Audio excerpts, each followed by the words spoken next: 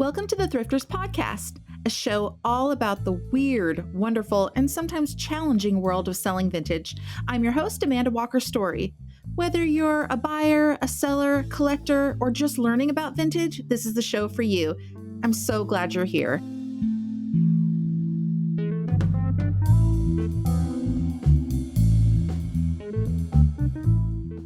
Hey, it's Amanda from the Thrifters Podcast.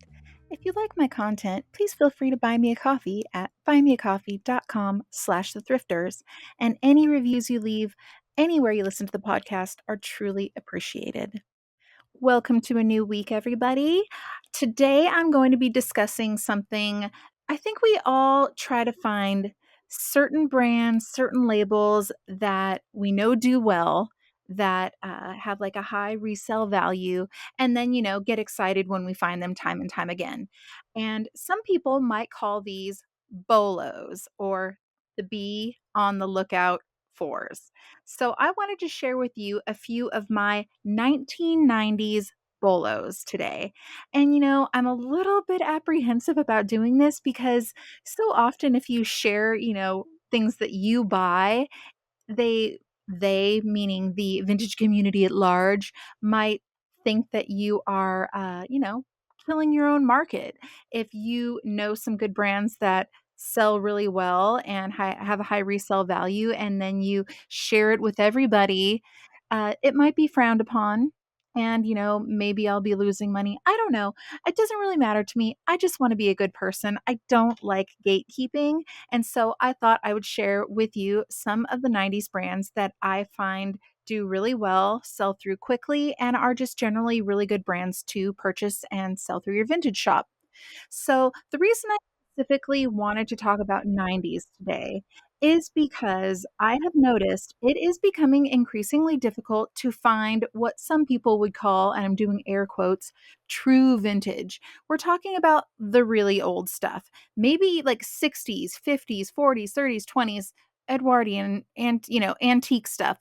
It is becoming increasingly difficult.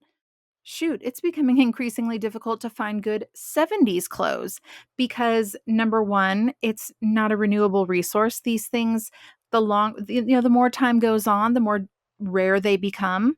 You don't stumble across time capsules as much anymore, and you certainly don't stumble across really good vintage in thrift stores that often or at yard sales. And I mean, even 5 years ago, I used to find stuff all the time, and it has been slim pickings. So I wanted to focus on 90s because I think it's important that those of us who sell vintage are adaptable and flexible to purchasing and reselling things that some people might consider to be newer vintage. So Y2K into the 90s. Some people might even frown upon 80s, but I'm just going to stick with 90s because I actually have found that the 1990s vintage category does really well for me. And there are a lot of people out there who seem a little lost when it comes to 90s and Y2K and like what to look for, what brands to find, what styles to add to their shops. And so I wanted to talk about that today. Another awesome thing about adding 90s to your repertoire is, typically, yeah, maybe it needs a wash or, maybe a little a little, rehemming or something, but it doesn't tend to be as damaged as some of the older vintage that's been stored for a really long time. It also tends to be easier to care for. You don't have to be as, fragile and gentle when you're washing it. A lot of things you could probably pop into the washing machine on a delicate cycle and air dry. So there are a lot of advantages for adding 1990s pieces to your shop. Also, the kids love it. The youth culture of today loves like 90s and Y2K. So if I haven't given you enough reasons to consider adding 90s and Y2K pieces to your shop, well, I don't know what else I can possibly say. And I think I will try for next week to do a Y2K Bolo episode, but I really want to specifically talk about 90s right now. Now, a little background on me. I graduated high school in 1999, and I was and still am absolutely obsessed with fashion pretty much from a very young age. but the 90s was when it really came into my sort of soul. This was the height of House of Style on MTV, George Michael, the supermodels, Vogue magazine. It was for me like an awakening in the 90s. And that is when I truly fell in love with fashion. And so adding 90s pieces to my shop makes me feel very nostalgic, but it also feels very familiar because I feel like those styles, those labels are very much in my what's the word I'm trying to think? My repertoire. Is that right? I know what was good in the 90s. I remember what was good in the 90s. And I mean, for a part of the 90s, I was a teenager and I was reading every fashion magazine there was and sometimes stealing them from the public library. I am so sorry. I apologize for that. But I did it because I couldn't afford to buy magazines back then. That was a luxury. Anyway, with all that said, let's just jump right in. And actually, the first one I'm going to talk about is a brand called Nostalgia. And I have an interesting background with the brand Nostalgia because when I was a teenager in the 90s, I worked at a really cute little boutique. And it was probably one of the best experiences of my life. It had very eclectic things in this boutique. There was a lot of like Victorian style things. There was a lot of like romantic jewelry, brands like Sweet Romance, 1928, La Vie Parisienne. It was a very sweet, vintage inspired with some real vintage little shop. And I learned a lot about vintage and about vintage styles when I was working there. And one of the brands that the owner carried at the time was called Nostalgia. And she had told me that the reason she carried this brand was because it was very heavily 1930s and 1940s inspired. At the time, I wasn't super excited about the dresses, but like I thought they were pretty, but they weren't really my style. And I kid you not, folks, I'm literally wearing a nostalgia dress today, right now, as I'm recording that I thrifted. So they are out there. So what makes nostalgia dresses really great is obviously um, they are vintage. They kind of came out in the 90s. I don't know if they are still making clothes. I don't really see more modern nostalgia pieces, but I do see nostalgia pieces at thrift stores pretty often. And one of the things that's really special about them is they have really great fabrics. A lot of them are made in India. They are a lot of beautiful rayon florals, a lot of really nice textiles. They're very well made, and they have a lot of 1930s and 1940s silhouettes. They're easy breezy, comfortable to wear. The sizing is very forgiving. There's a lot of like tent dresses and flowy dresses, and the prints, the colors, really just everything about them I think is super special. They also make some really fantastic bias cut dresses. With, beading and florals, really beautiful. And those dresses always sell very well for me. So whenever I find a nostalgia dress, I tend to pick it up. Now, I will say you want to look over them carefully because they tend to be longer, so you always want to check your hems, make sure there's no holes where someone was wearing high heels and poked through the back. You want to check them for fraying, and in general, you just want to do a really good once over. These are dresses you want to hold up to the light to make sure nothing is shining through. But I can still find nostalgia dresses in thrift stores for like $10. And that, as we know as resellers, with the cost of goods rising so much, if you can find a vintage dress at a $10 price point and resell it, it's gonna be a good deal. So definitely be on the lookout for nostalgia. And like I was saying, real just to backtrack a bit, the sizing is forgiving because they are often bias cut and they are expandable. So even though they may say they're labeled a size small, they can measure much larger and they can fit a variety of sizes. So highly recommend you check out nostalgia brands, look for them, and add them to your store. I tend to sell them for various price points, anywhere from, let's say, 48 to, if it's a beaded bias cut floral beautiful gown, maybe $130. So definitely nice return on your investment there and something to be on the lookout for.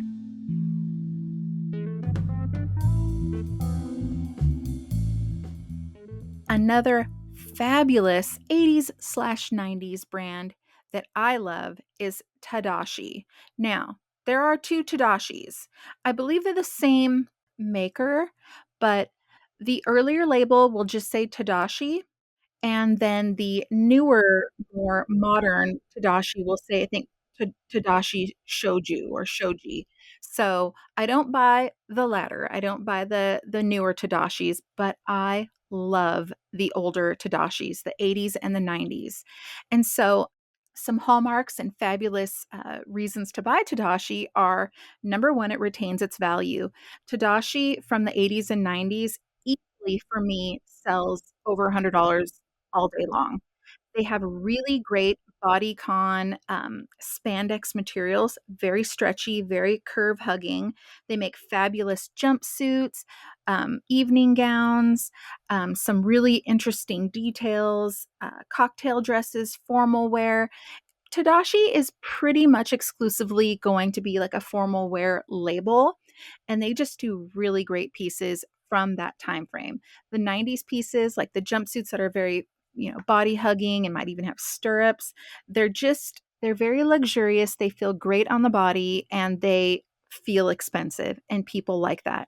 And also people do collect 80s and 90s Tadashi label pieces because they do fit so great. So if you can find an 80s, 90s Tadashi that has some nice stretch to it or some interesting details, definitely pick it up. Another note for these, if there are any rhinestone buttons or things of that nature, you always want to check and make sure there's none missing because I do find that a lot. Tadashis do use a lot of rhinestone embellishments on their pieces. And so if you have a bunch of buttons down the front and they're missing the rhinestones, that can be a bummer and that can diminish value, or you might have to buy rhinestones to replace the missing ones. So make sure you check for that. And also with Tadashi pieces, because a lot of them are very stretchy, you want to make sure there aren't any snags and you want to check for seam stress.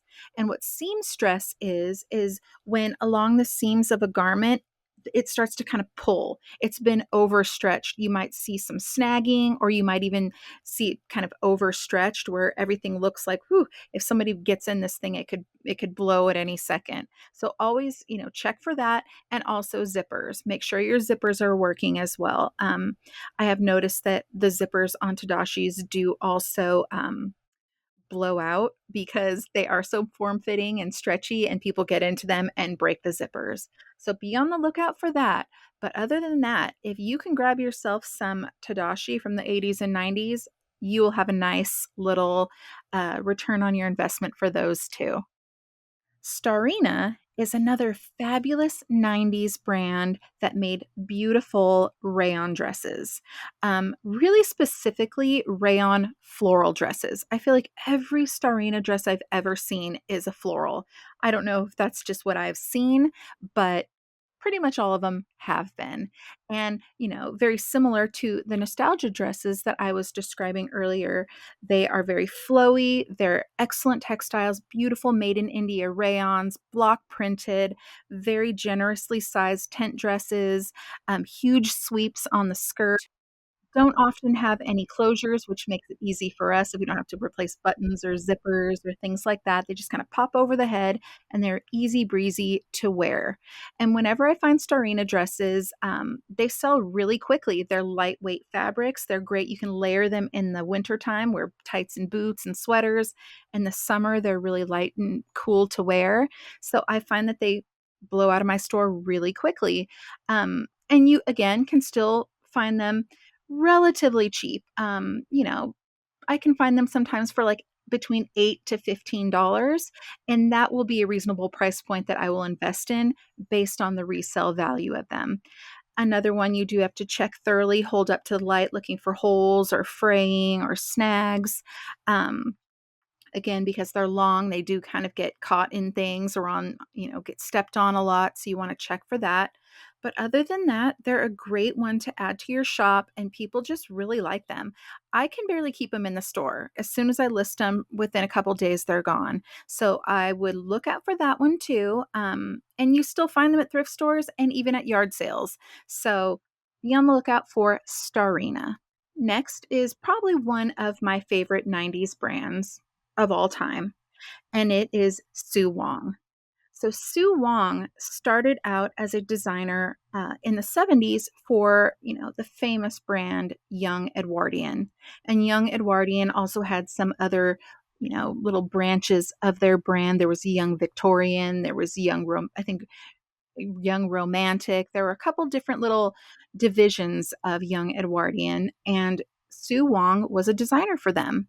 And then I believe in the 80s into the 90s, she branched out onto her own label and has created some of the most beautiful ethereal dresses and gowns ever.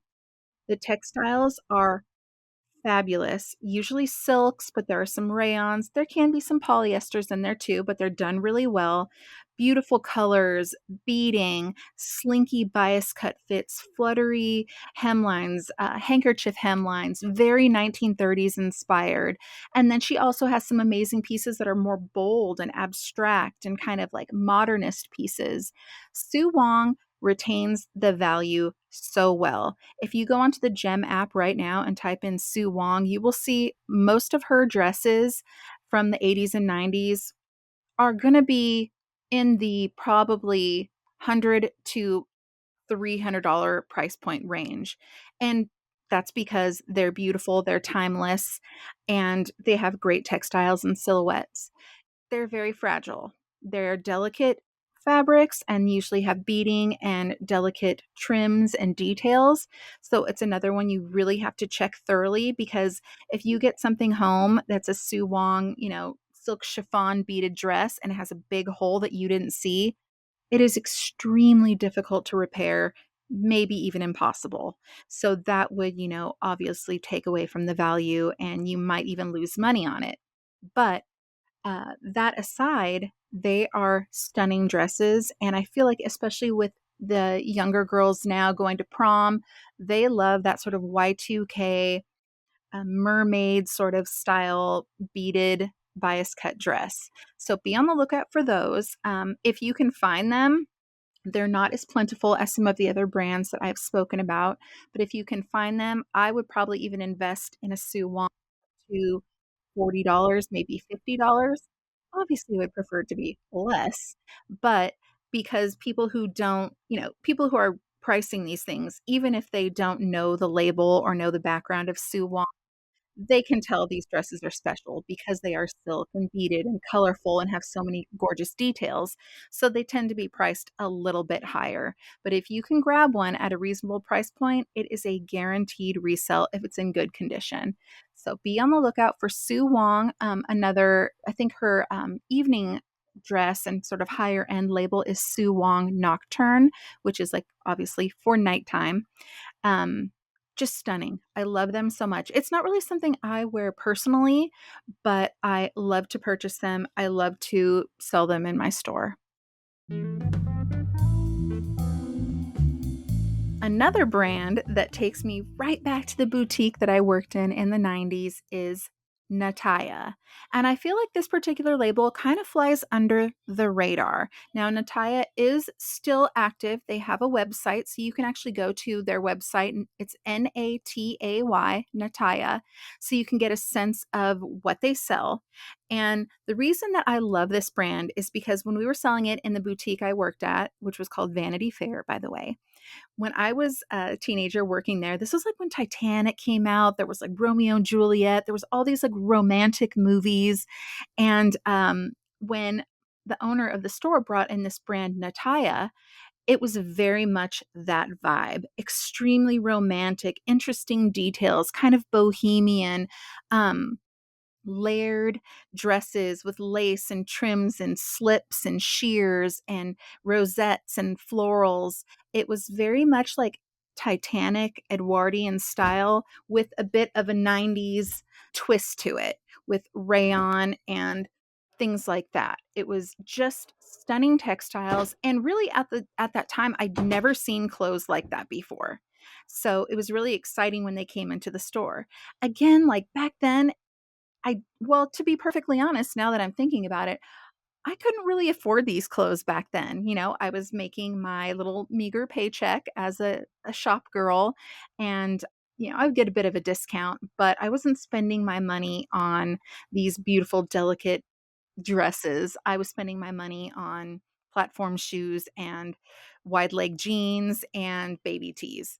That's really what, but I got to wear them when I worked there. So my boss would allow me to, keep the tags on. And as long as I was in the store, I was allowed to wear these clothes, which was really, really fun. So Nataya is very whimsical in their designs. And they again use like layering and different sort of textiles, and the way that they arrange their clothes is very beautiful. I do see a difference between the vintage Nataya that I have sourced and the more modern Nataya pieces that I found. I think they've gone into cutting the cost of goods by adding some polyester and things that they didn't used to use. I think exclusively they used to just use silk and rayon and viscose in their older designs. And now there are some polys and more synthetics that aren't my favorite, but the dresses are still beautiful. And their new dresses are expensive. If you go onto their website, the dresses are in the $200 to $300 range. So, they're luxury goods. And even if you, again, I use the Gem app all the time. I hope everybody who's listening knows about and uses the Gem app. When I go onto the Gem app, um, they're another brand that retains value. They are expensive. They are rare. You don't see a lot of it. So when you do see it, they're priced pretty high. So if you can find the label Nataya, whether it's vintage or modern, it's a good opportunity for resale for you. I'm going to finish out this episode. I mean, I could go on and on about various 90s brands, but I really wanted to talk about sort of my top ones that I look for that I pretty much pick up no matter what. Sometimes even if they need a little work, I'm willing to put in the time and energy because they do have such a good resale rate and resale value. The final one is the label Karen Alexander. Karen Alexander was a San Francisco designer and it's another one of my favorite 90s labels, 80s and 90s. Reason being the details, the fabrics, the styles, the cuts. It's very romantic, vintage inspired, very luxurious. Her pieces are known very specifically for having a lot of corseted waists. They're just very well made. She does amazing jumpsuits, pencil dresses, cotton florals. Um, there's just so many to choose from. They're all really great and they're all very, very expensive. They were expensive in the 80s and 90s, and they're even more expensive now. My mother in law had a few that she gave to me a few years ago that she had bought new. And she had told me that when she bought them at like Neiman Marcus in the 80s and 90s, they were like $200. So, yeah, they start at about $200 now and go up from there depending on the style. Karen Alexander is a definite bolo. You need to be on the lookout for that one. They are prone to color fade, so be on the lookout for that as well. You want to make sure that they're not faded and the hems, of course.